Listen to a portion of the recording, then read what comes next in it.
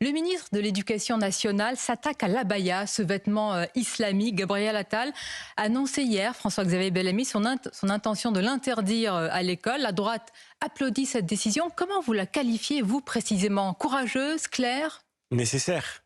Enfin, il était temps que le ministre de l'Éducation nationale se saisisse de ce sujet, ne serait-ce que pour venir en aide à tous les chefs d'établissement, les proviseurs, les principaux, les professeurs aussi qui sont confrontés à ce défi permanent organisé contre les principes de notre pays.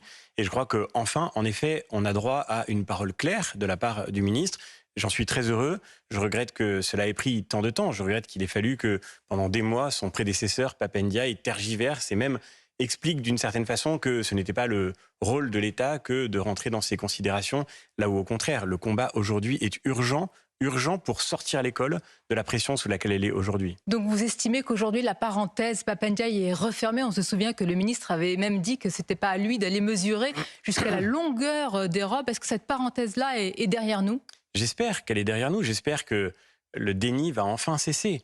Je ne suis pas totalement sûr. Quand je lis l'entretien du président de la République il y a quelques jours dans Le Point, on a le sentiment qu'il explique qu'il n'y a pas en réalité de vraies menaces sur la laïcité dans l'école de la République aujourd'hui. En tous les cas, il minimise cet enjeu.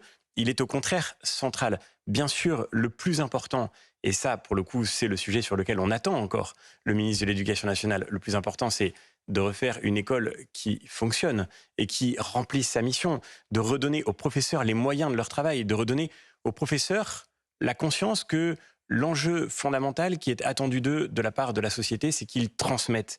Parce qu'on ne vaincra pas dans la lutte contre l'islamisme, on ne vaincra pas dans la lutte contre tout ce qui aujourd'hui est en train de faire reculer la raison commune et le sens de l'appartenance à une nation commune.